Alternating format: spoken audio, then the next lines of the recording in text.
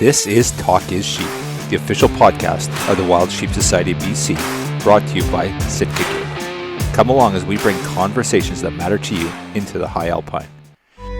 This episode is sponsored by our conservation partner, Yeti. Thank you Sitka Gear and Yeti for investing in healthy wildlife and sustainable ecosystems. Well, actually, the last couple times we recorded with you, I think they were from the house, and we had the guest appearance from Louise. And so I feel pretty privileged that we actually get into the studio this time. So thank you for that. Yeah, it's my pleasure. Yeah, this is our shock therapy set, actually. So it's normally I think we have more sponsor stuff in the background. I can't even see it's behind me there, but yeah, this is where we film shock therapy. Fantastic. So now, there's a big avatar there, a big poster of Call Me Hunter. Let's go right into that. I want to hear all about it. I'm really excited about that novel. I can't wait. And I'm a big Jack Carr fan, as I know you are. And I'll tell you, I'll be lined up for the Shockey novels coming out here. So let's talk Call Me Hunter. Yeah, Jack Carr, they, it's funny. I was actually a whole bunch of stories about Jack, but I was, and that's his pen name, by the way. So I knew him for quite a while. John Dubin of the Pineapple Brothers down in Hawaii, the Access Deer outfitter, that's who introduced me to Jack, and I'll use his pen name. But I was standing with him when he received a call from Chris Pratt saying, I'm optioning Terminal List. It's going to be a movie or, made for primetime, whatever series.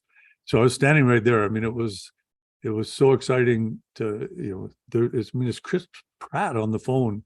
And for Jack, that was a dream come true, just getting the novel out, but then having it obviously optioned for television. It was pretty cool. It was a bit of a celebration that night. Another interesting thing about him, he's a good guy. He's just a good guy. And when I wrote my novel back then, when we were, when we were first meeting, I was telling him, that's a dream of mine is to write a novel. And I said, I'm working on one right now. In fact, I wrote the first lines of Call Me Hunter back in 1993 or 96, somewhere in there. Zhivago's dead. I killed him. That's the opening lines. And I told him that I was going to be sitting down pretty quick because I'd made a plan to stop international travel, and I was going to get that novel out of my head. So I was so excited for him that he actually had his novel out. So he told me, well, when you get it done, send it to me, which I did.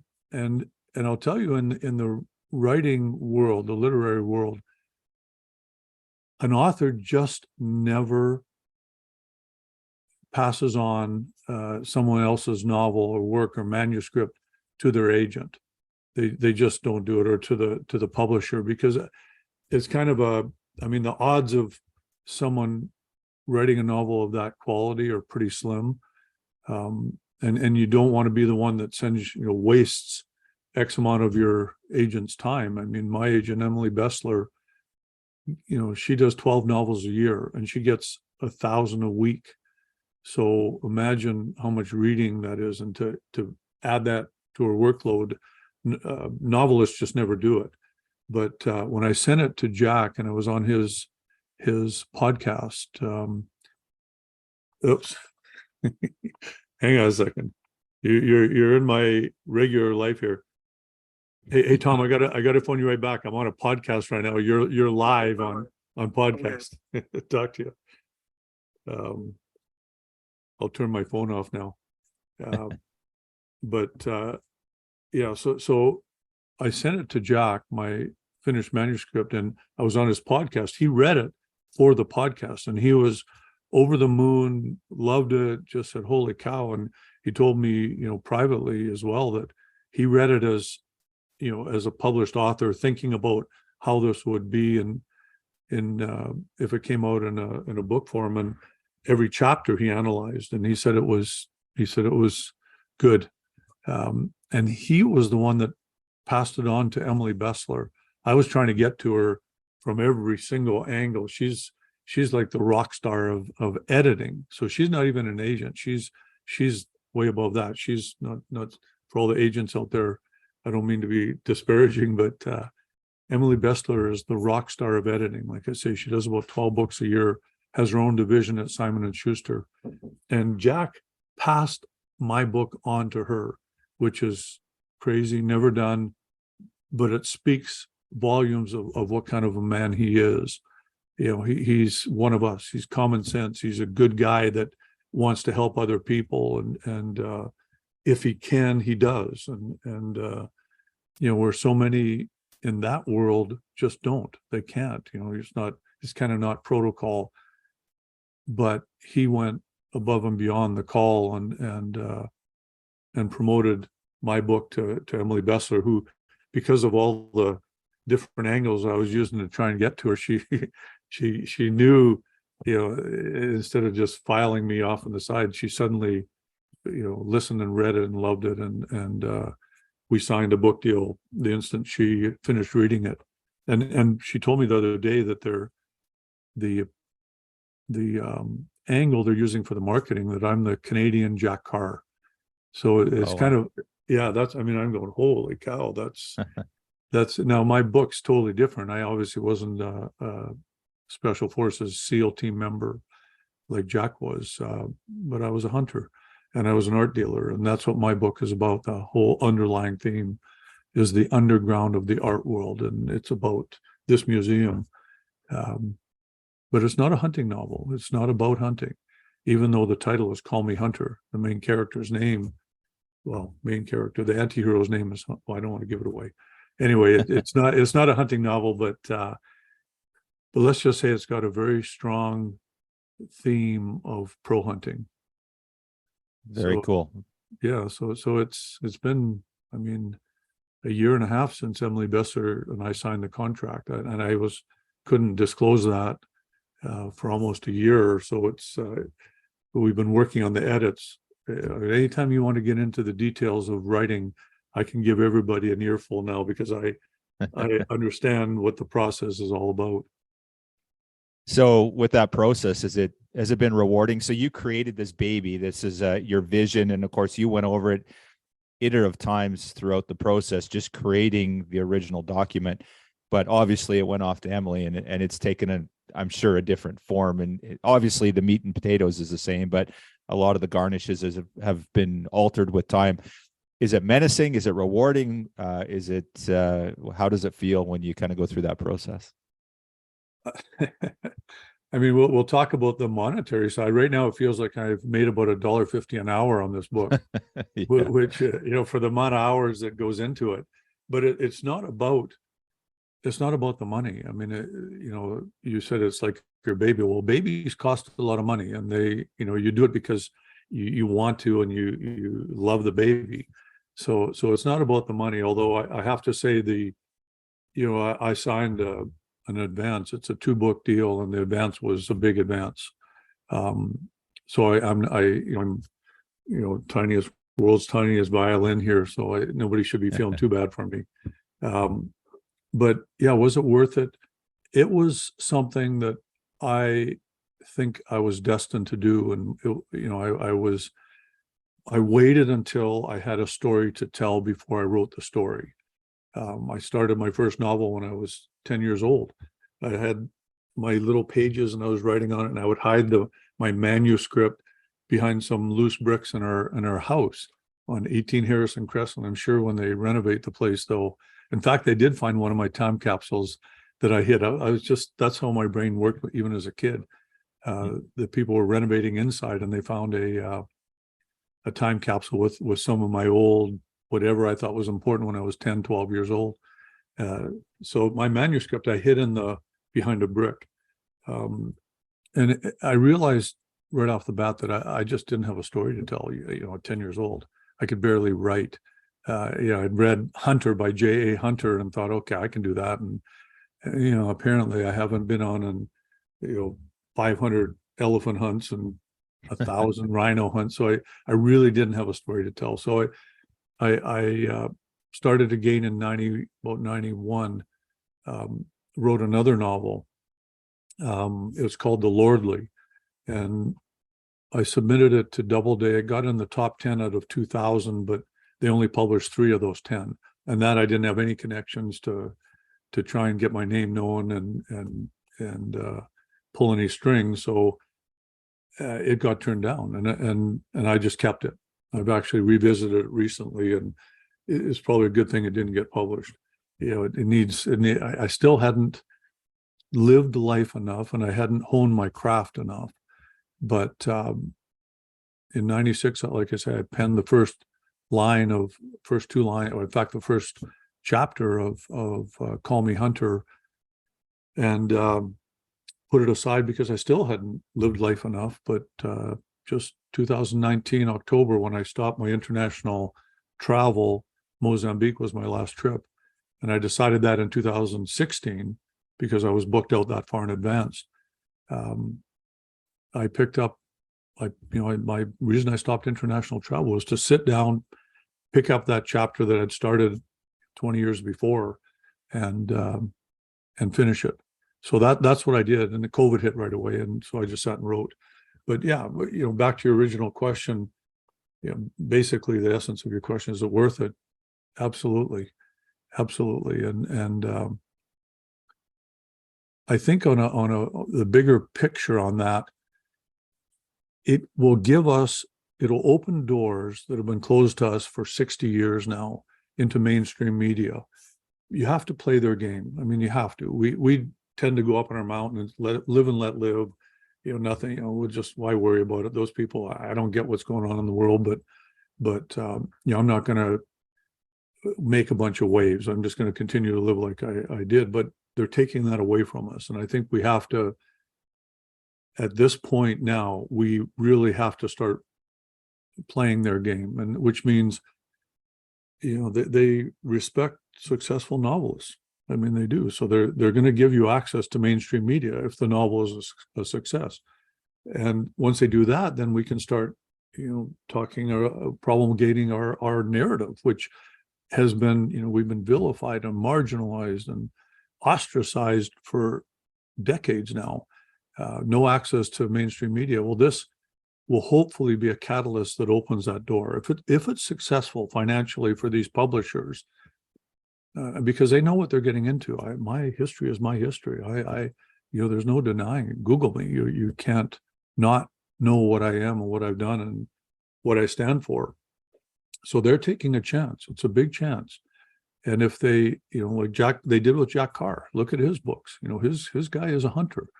His main character, Reese, and it's successful, hugely successful. So they're looking now for other alternatives, to Jack Carr and more of it. And if it's successful too, I honestly think that, that could be the catalyst that turns this, this pendulum starts swinging the other way.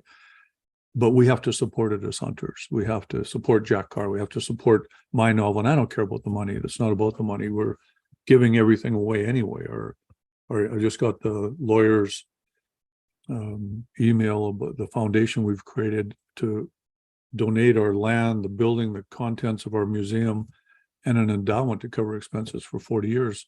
That's all in place now. We're giving it away. So this isn't about money, but it is about success. And those people in New York City, if they're making money, they're going to allow more books like this, and they're going to give us more press, and they're going to allow us to voice our opinions on mainstream media because it makes them money. And we need to support these things as hunters. If every hunter went out and bought this book, even if they didn't read it, just send it to their aunt or uncle for Christmas, that's enough to put it on the bestseller list. And they have to listen to that. They will listen to it, and they'll give us a voice. So that's really what my end game is to be a bigger voice for hunters and for hunting. Well, you've definitely done that, Jim. It's interesting through our One Campfire platform, which is talking to the non-hunter. We just had a message yesterday and just talk to Jim Shockey. I'm like, well, yeah, we've talked to Jim and and you've done such a great job of articulating our story as hunters and connecting with the mainstream media, and it's been an evolution too, right? Your earlier stuff wasn't as honed as it is today, and today it's so polished on what you do. And but Jim, I wanted to talk a little bit about with Call Me Hunter. So pre-sale's on now. People can pick it up if they're interested on the pre-sale, but it will be, when will they start shipping? When's it going to be in our hands? It will, the release date is October 17th. So Okay. right now, if you Google Call Me Hunter, you're going to, I mean, it's everywhere. The Amazon, Barnes and Noble, Chapters, everybody has it. And you can pre-order it now. It's actually the pre-orders that determine the final run volume and also whether a book gets on the bestseller list. So, if I go buy 1,000 books to sell in our museum, that doesn't count for anything. It's the Barnes and Nobles, the Amazons, the Chapters. When people buy from those companies, that's what determines the bestseller list or whether a book makes it. It also ensures that you're going to get a copy on that date, because that's the date it's going to hit the bookstores across North America. Internationally too, they don't keep me apprised of every sale, but Bulgaria, the biggest publisher in Bulgaria, bought a pile of copies. It'll be translated into at least one other language, so I'll be an internationally published author at that point, different languages. And I don't know what other countries have already, jumped on the bandwagon, but yeah, if the hunters go in and pre-order it now, that's going to make a difference on where this book gets placed on the shelves of bookstores, how much promotion they're going to put into it. So yeah, pre-orders are very, very important. And like I say, it ensures someone will get their order ahead of time. Did they give you any feedback on what kind of numbers they're seeing in the pre-orders, or is it just I haven't seen the numbers on the pre-orders at this point. I know that they've told me that they're planning to print 125,000 copies, which is unheard of. I mean, that's for a first-time novelist and a Canadian to boot. They just don't do that. It's Stephen King. He'll get 125,000 or maybe 250 or 300,000, but they know his book's going to sell 2 million copies. A first-time novelist, 125,000. That's the number that they're using also to let the bookstores know and Amazon know that this is a book that they have high expectations for. Mark Sullivan, I think online actually right now, if you go to Amazon and go to reviews or something like that, or general reviews, Mark Sullivan, who's had several bestsellers, #1 bestsellers on the New York Times list, he got a copy of the advanced reader copy, and he compared it to Da Vinci Code, which again, writers just don't do that.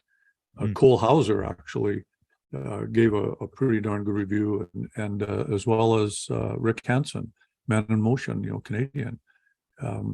So the advanced reader copies are just starting to trickle out now.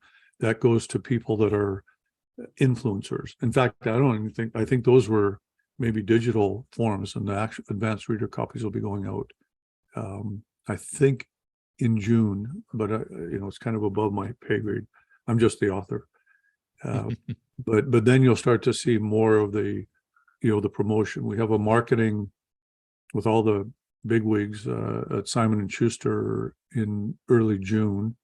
Today, actually, after this podcast, I have a Zoom call with the audiobook team at Simon & Schuster, because they're planning to do a pretty fancy audiobook. They had 7 different characters that were, going to read each of the parts.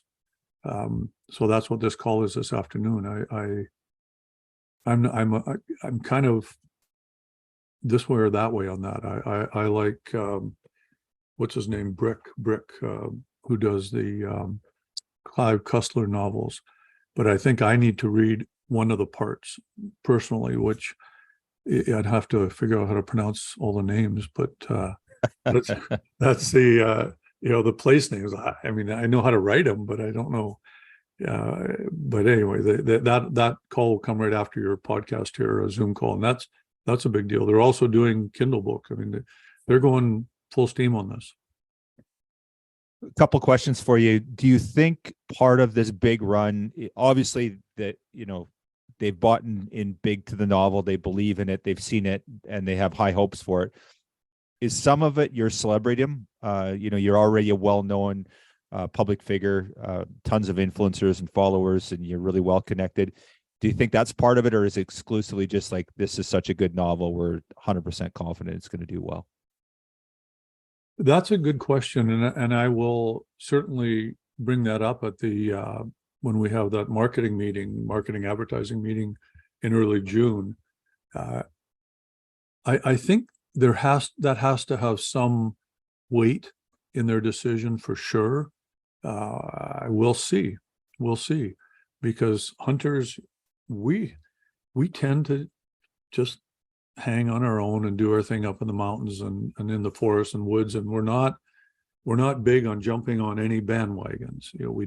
We just are who we are, and for hunters to make the effort to purchase this novel means they have to make the effort, and it's just not our style. It's not our style. We live and let live, and okay, I know what I have in my world, and I mean, I'm hoping that in this case we're going to prove them wrong, that we are passionate about supporting one of our own, and letting the world know that we have numbers.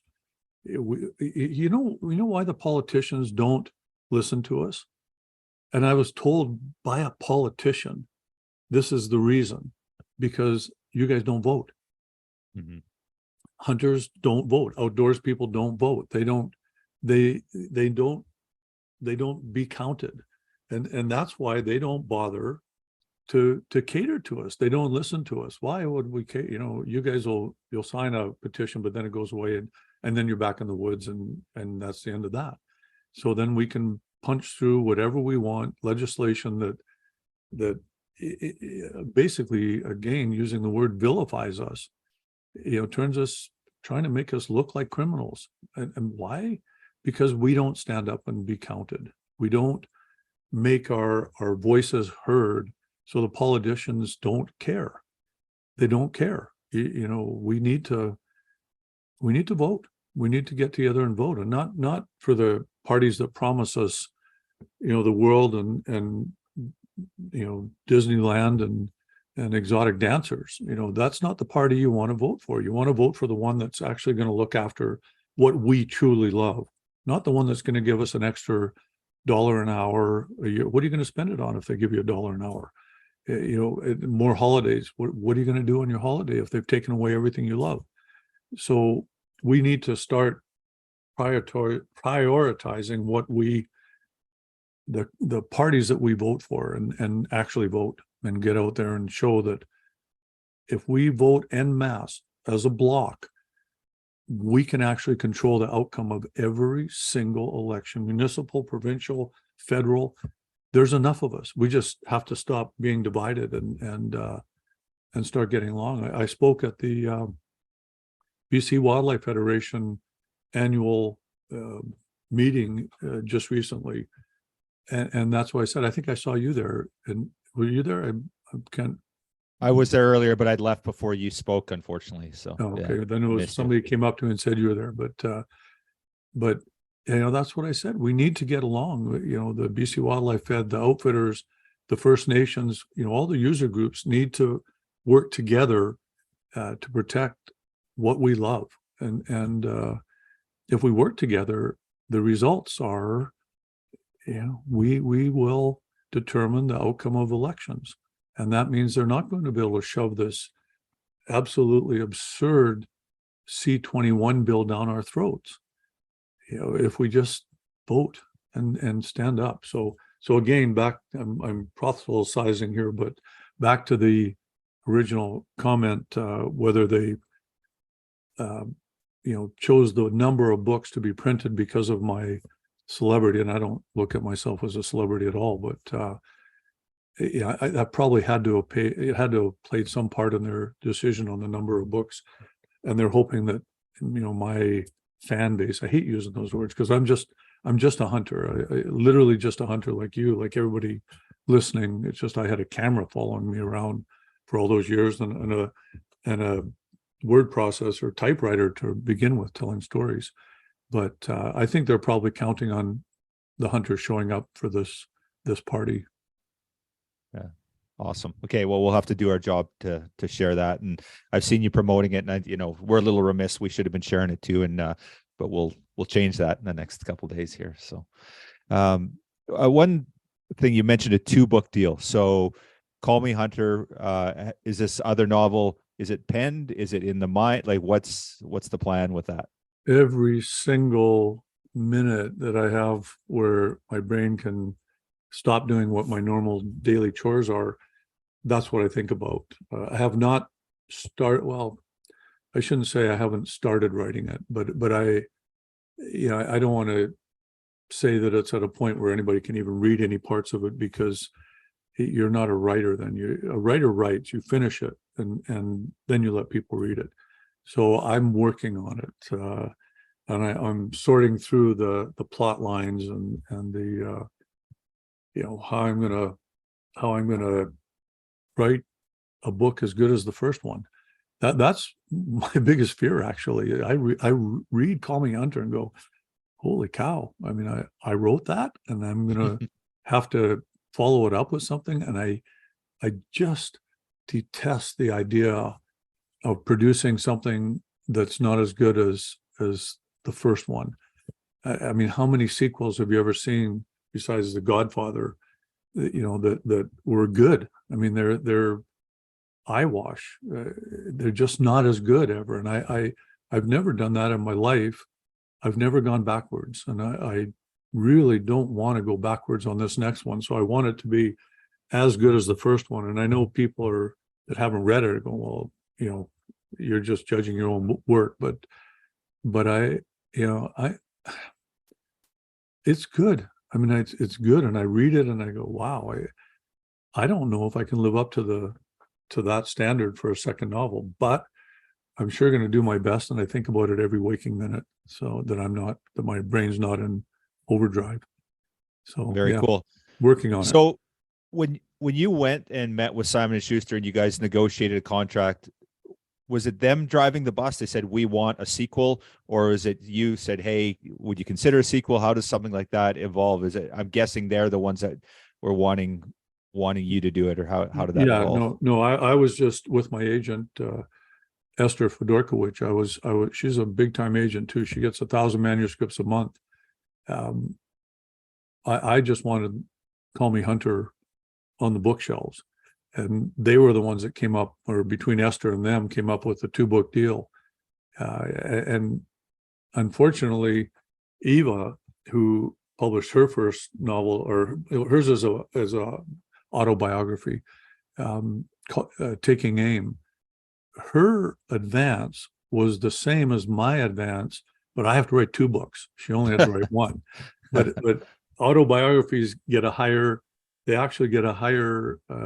dollar value than novels. Novels is a tough one to write. If you hit it right, commercial novels or commercial fiction is the highest paying of all of them. But although Jordan Peterson probably would argue with that, he's doing pretty good, I think, with his millions and millions of copies sold. But I tried to get him to increase my advance by $1, just so I could go to Eva and say, yeah, my advance was bigger than yours. But I was obfuscating because mine was a 2-book deal, hers was a 1-book deal. Yeah, fair enough. So Jim, your story in itself is intriguing. You've done more in the world of hunting than anyone that most people are aware of, arguably than anyone ever. What would you do, an autobiography? Because honestly, I'm lined up to read Call Me Hunter for sure, but honestly, if I had to pick between the two, I would probably pick the autobiography first. Yeah, here's what people don't realize. I've got 4 books waiting in the wings right now to be published, self-published. Okay. One is Bear Guiding Stories. And those are stream of consciousness. I'm not going to call that literature at all. It's just stories. That's ready to go to design. I've got 2 humor books that they're basically rewrites of all my humor stories over all those years that I wrote. I wrote columns. I wrote under pen names. Ace Tadler, that was me. Those humor stories. I've got 2 volumes that are fully edited, ready for design. I've got another one that's it's Louise's and my life story. So that life story, it's the history of Louise and I wrote that over this last year. As many of you know, Louise's been going through a pretty rough time, bad diagnosis a year and a half ago, which they gave her 3 months to live, 6 to 9 months with chemo, and it's a year and a half now. So it's been a rough year, and I wrote stories about Louise and my upbringing, and that's an autobiography to a degree, oriented towards answering questions about our lives. That is in the edit process right now, so the copy edit process. So it'll be ready for design fairly quickly. There's 4 books that I intend to self-publish once Call Me Hunter is out, and if it's successful. Who knows? Maybe the bigger publishers will take those books at that point, which will give it an even greater reach. I'm not sure, but I'm holding them back. It's more important to reach, to be successful in commercial fiction, to reach a wider audience. Right now, I can publish the Bear Diaries book and the humor books into our world, but I'm preaching to the converted already. We're not reaching outside of our world with that marketing. I'm hoping that Call Me Hunter will put it on a different plane, a different level. So those books will then go, to a greater mass market. So that's why I'm holding off on those. And also back to your question, the autobiography, I kept journals religiously through my life. Just my journals on Africa alone were over 1 million words. So that is all being edited right now as we speak. I've got it down to 180,000 words, which is still like a super thick novel. We're trying to get it down to 125,000 of just my travels and times in Africa, adventures in Africa, to a point where it's a readable size for people, as opposed to a big, 5-volume tome.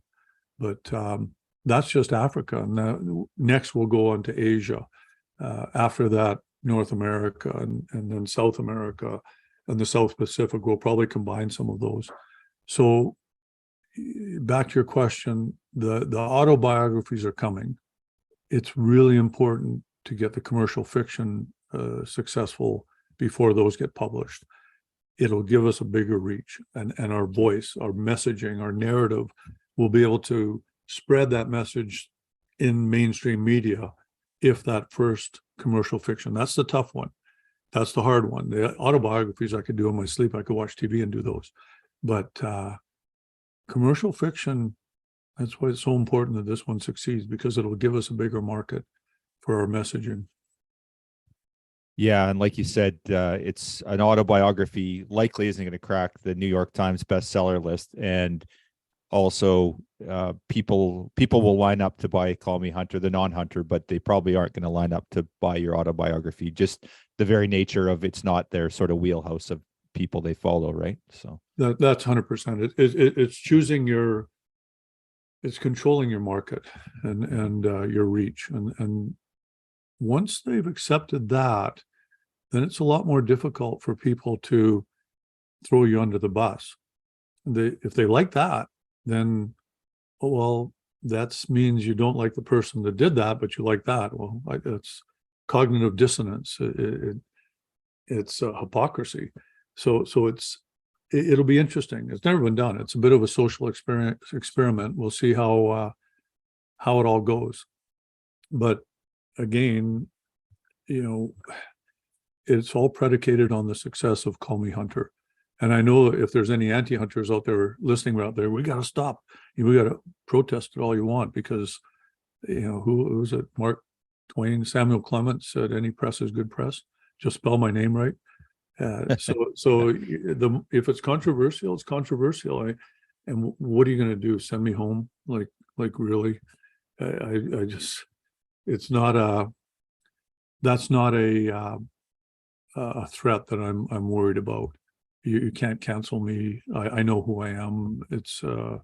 They'll make it difficult to spread the message, but then we have our own ways of doing that, to reaching out there. If everybody supports something, if we band together, if we unify this, I know it's a little self-serving, but I just think we need to have a voice out there, and it needs to be someone who can articulate what we all believe in and what we stand for, the true naturalist, which is what we are.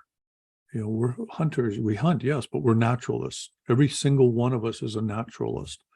And that's something that people respect. We just have to explain that we're not louts that spit on the floor with no higher sensibilities. We actually intellectually are capable of dealing with the responsibility of conservation, and we walk the walk on top of it. So we're capable of the operation side of being naturalists. And again, that gets a little philosophical, but yeah, we just need to band together and unify. Excellent. Yeah, it's interesting. You mentioned Jack Carr earlier, and Jack's done a good job, and he touches on the hunting stuff. But at the end of the day, Jack, his, I guess, background is he was a SEAL. He was, so he's not the dyed-in-the-wool hunter that Jim Shockey is. It's definitely a different message. You look at Jack, all the behind the stuff scenes. He's talking about the Marines and the military and SEALs and teams and all that stuff. So it's, an interview with Jim Shockey is going to be quite a bit different than an interview with Jack Carr, which is really positive for the hunting community. I think so. And kudos to Jack for doing what he's done, because he went out on a limb having a main character, essentially an anti-hero that is a hunter. I mean, name one other novel where the hunter's not, the Lion King kind of hunter or Bambi killer, that just doesn't fall right into lockstep with the stereotyping that we've been dealing with since Bambi came out. Which, by the way, Bambi was written by an Austrian. Like, Google the history of Bambi. It's pathetic what they did when they changed the storyline when it came to North America. Yeah, I mean, again, we've just, our message has been, we've been bullied, and we haven't stood up to the bully. And I'm not saying you have to punch him in the nose, but you need to stand up and be fearless when you're dealing with that kind of thing. And Jack was, absolutely, and is. His latest, I can't wait to his latest one. I think it's dropping today. Is it? Yeah, it's imminent. Yeah, In the Blood is releasing today. Yeah, I mean, he's done wonders for us. He started that. He started the first little, he's proven that you can cross over from the military side into the hunting side, and it's still acceptable and makes great TV, and it sells, which makes the money people money, and that's what they really care about. So yeah, it's our interviews would be different, but we're kindred spirits in so many other ways. I mean, we also have that writing bug in our DNA, that we have that in common. So it's pretty fun for him and I to sit down and talk. Now, it's like some college golfer on the golf team talking to Tiger Woods. When I'm talking to Jack Carr in terms of his novel, he's so successful. But right. In other ways, that sort of peerness balances. Maybe I did more hunting than him. He did more military, obviously. He certainly I mean, I don't know anything about a Hawk and Cochler handgun, all that stuff. I don't know any of that. But I know firearms. So we bring different perspectives to the table. I think that rounds out the characters that we both write about. So on that note, he's obviously made success in the novel world.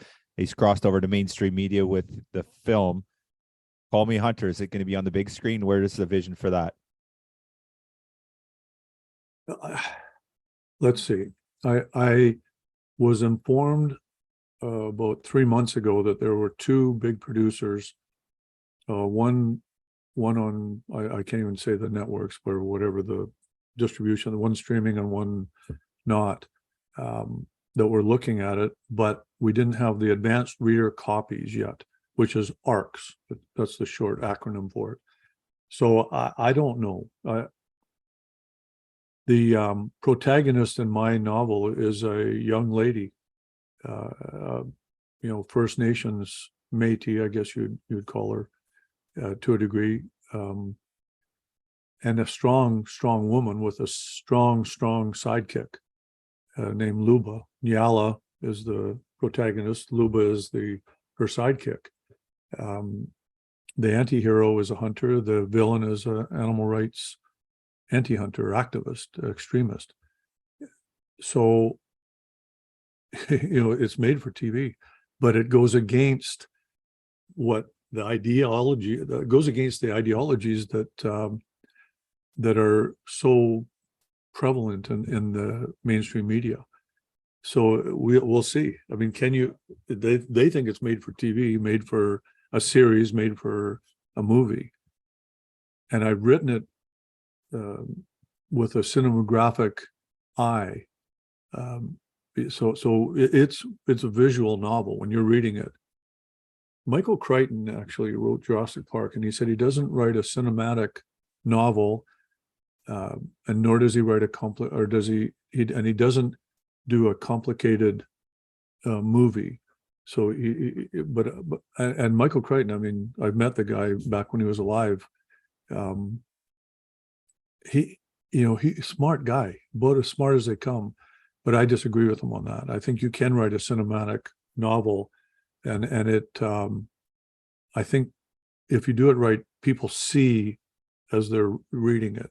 So again, we're getting into some pretty deep conversation about writing here and cinematography, but I think my novel is very visual when you read it, and I think it's kind of a no-brainer to make it into a series. But the characters flip-flop what's popular. Who do you want to have as the villain? Well, the hunter. Who do you want to have as the hero? Well, the one that is the animal rights extremist going against the bad hunter. Well, that's been 60 years now of that, since Bambi. And I think the world's ready. Jack Carr has proven it. They're ready for flip-flopping those roles and maybe being a little more open-minded. So we'll see. How's that for going round and round your question and not really answering it? And there's things I'm not privy to say, so I can't say them. But I can say that absolutely the networks are going to be looking at my novel as potential for television and possibly movie. And I would guess from a publishing perspective, the publisher would be all over it, because if it makes the mainstream, it's just going to be good for book sales as well, right? So it's just going to. Well, they have their own. I mean, I've got my agent Esther, who's also working on that, but Simon and Schuster has their division that does those connections as well. So they're all. It's about the dollar. So if they think there's a possibility of getting this turned into a movie, there's dollars for everybody concerned. Like I say, my dollars so far have worked out to about $1.50 an hour for the amount of work that it takes. It's probably the least profitable thing I've ever done since I was 14 years old and working as a lifeguard at Riversdale Pool in Saskatoon. Even actually, that's not true, because I was getting $1.75 an hour then. So yeah, and that was in those days dollars. So I don't care about the money. As I said, Louise and I are donating everything we have. Bran and Eva have already been told and made aware that if they want to see their inheritance, go on down to our Handyman Museum here in Vancouver Island. You walk through you look at your inheritance every single day. Speaking of that, Evie actually asked me, she said, well, there's maybe some things that, I want to take, down to our place in Raleigh, North Carolina. And I said, listen, there's pieces here that need to stay in Canada. So depending on what you're choosing, but you want to pick a Doukhobor Sanduki trunk, Sanduk, that can't leave Canada. It's got to stay up here. And that's because you're only a steward of these things while you're alive. And your responsibility is to make sure that, and to ensure that they're kept in a place where they're appreciated, not lost into the ages where, 100 years from now, a Doukhobor trunk shows up at an auction in Raleigh, North Carolina, and nobody knows what it is and just calls it a Russian immigrant trunk, which it's not. It's made by the Doukhobor people here in Canada and is a significant, I wouldn't say national art treasure, but certainly significant for our culture in Canada. So yeah, it's not about the money for me. It never has been. We give it all away. Oh, fantastic. I know we're getting long on time here, Jim, and you got important meetings coming up, but one last one for you. So I've heard lots about audiobooks, and Rogan talks about this all the time about the author has to narrate his own audiobook. So I was encouraged to hear that at the very least, you'll probably be one of the characters, but that novel narrated by you would be fantastic. So it'd be, I'd love to hear that. It's going in that direction anyway. Hey, Kyle, what part of the protagonist is a young lady in her 20s didn't you hear? Like, I can't get my voice up too high, and nor would it sound, it would be disingenuous to, but I read my novel, in fact, just recently to Louise, read it out loud it was the first copy edit version, and looking for potential mistakes. I have to read it out loud to get the cadence and know where I want italicized words and again find any misspellings, just wrong syntax. So I read it out loud to Louise, and I know I could read it. I do. If someone would properly explain to me the pronunciations of these words, because I mean, I don't know how to even say them. The proper name for the Salish people here on the coast, Hitchcowan, I'm not sure how to pronounce it. So if somebody will do that, I think I could read it. I did read it for Louise, and I know the characters. I mean, I know them inside out. I wrote them. I created them. That said, there's professionals like Scott Brick, and that's what I'm going to be trying to push for on my Zoom call here within an hour with the powers that be on the audiobook division of Simon & Schuster. I would love to see him read the book and me read the italicized segments, which is the character Tizu, which I'm not sure if that's how you pronounce his name. That's how I've always pronounced it.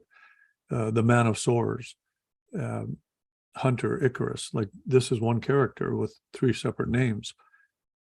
I think I can read that because I think nobody else can. And I think I should, because I don't believe anybody else could do it justice for that anti-hero. I mean, I've lived the life, and this novel is based a lot on fact. I say it's 80% fact and 20% fiction, and you'll know the fiction because anything that could put somebody in jail, that's fiction. So it's, I think I can read that part, but their idea right now is to have 7 different actresses read the various parts. But then you have to have a narrator, and this is a complicated novel. It's actually closer to literature than it is to commercial fiction. I ended up in commercial fiction by default because 10 different publishers of literature didn't read it. They said, no, we will never publish this, because they've Googled me and said he's too famous, as their quote unquote words, to be able to write literature. That's what they said. That's what they said. It's like, so you're saying that somebody, if they have, 1 million followers on social media, they're incapable of writing something intellectual. Is that what you're saying? And that's what they were saying. So Yeah, they turned it down, 10 of them. And then that's why we ended up in commercial fiction. And they all said the same thing, put it in commercial fiction. And because they love when someone's got 1 million followers on, or 1.2 million followers on social media. So I don't know. I mean, yeah, we'll see how it all pans out. I'm a babe in this woods, but I'm used to woods. So we'll see how it all plays out in the long run. Oh, very exciting. Looking forward to hearing more on it. Are you hitting how does the circuit work for promoting the book and getting out and doing the tour? When does that all come? Is that down the road once the release is, or when it's imminent? How does that work? Well, I'm the author, so I'm on a need to know basis on that. But the early June marketing meeting will probably clear a lot of that up. They're already talking about 2 weeks on the road, and I've already told them that if I'm going to be 2 weeks on the road, I want to go to every Bass Pro and Cabela's store in the area to do personal appearances at those stores rather than at the regular bookstores, or maybe in conjunction with the regular bookstores. So maybe it's a month-long tour to be able to do all that. I don't know. I see Jack Carr promoting his book at various bookstores, and it's awesome to see. He posted the other day. I mean, it was a big auditorium filled with people holding his book and waving, and that's cool. I think that's independent bookstores. I'm not sure, but I definitely want to reach as many of our people as I can. If I'm going to be on the road, I want to meet our people as well, not just the people that aren't part of our world. And like I say, try and amalgamate the two. Bring those people to Cabela's and Bass Pro Shops, and bring our people to the various bookstores that are going to be selling Call Me Hunter. It's good for us. It's good to mix. It's good for them to realize, hey, these people do have higher sensibilities, and we can't just read what we read in popular mainstream and the stereotypical louts that we believe all hunters are. Kill the animal, cut its head off, leave the meat, and we have to start showing them that we're, and as I said, if we unify, we can make this world a much, much better place. So I'm hoping to bring the two non-hunters and the hunters together at these various bookstores, appearances, whatever I have to do on the promotional tour. And all that's, of course, predicated on how Louise's doing, because that is my priority in our lives right now. So we'll see. But I do think I have to be on the road promoting. And I'm kind of looking forward to that. I haven't done that for a long time. Even at the conventions, I sort of, haven't been able to go for the last 4 years. So I'm looking forward to meeting everybody out there and let's showing these publishers how strong we are, and again, how unified we are, how supportive we are of one of our own. I think it's cool. Our kindred spirits all getting together, mixing with people that don't understand us, and giving us a chance to show them who we are. I think it's awesome. It's a olive branch. It's a reaching across of the hands. Who was it that did that? Oh yeah, that's right, Michelangelo, Sistine Chapel. So if we can do that, I think it'll, as I said from the beginning, help hunters and help the perception of hunting in the non-hunting world. Absolutely, Jim. Well, we can't thank you enough for everything you do. And you got me brainstorming. I don't know how this works or what it might look like, but the society would love to do something, maybe a book signing with you in some capacity on a pub night, or I don't know what that looks like on the island here, but let's chat more on that once you sort of the book's out and we can get access to it. And because I know people would show up in droves to get your book and get you to sign it and hear you talk a little bit about it. It'd be fantastic. It would be fun, and I'm looking forward to it. As I said, this is my calling in life, this book and the next one. And then if I still have any bandwidth after that, I'll probably throw my hat in the political ring and see if we can make some changes at that level. So yeah, I'm looking forward to seeing everybody. Can't wait. It'll be so gratifying to see the various entities in our outdoor world getting together and like I say, unifying and speaking with one voice. I just would feel I don't know, satisfied that I spent my life in a good way and did good things. Awesome. Well, thank you so much, Jim. I appreciate your time today, and just can't wait. I'll be just, yeah, I just get so excited looking at the novel and hearing all about it. So just can't wait for that to come out. Oh, good. And and I promise next podcast, I won't be so long-winded about the novel. We can talk about, I think on our list here, we had like 3 other things to talk about, spring bears, all these other things. And we'll just have to do another one of these podcasts, and I'm available anytime. You guys do great work. I'm a huge supporter, big fan. Awesome. Well, we sure appreciate it. And yeah, absolutely. I had a list of things, and it just, it was clear once we started talking about the book, there was nothing else I wanted to talk about. So one of your biggest fans for sure, and I just can't wait for it. So thank you for all you do, Jim. Oh, you bet. Good to see you again, Kyle. Likewise.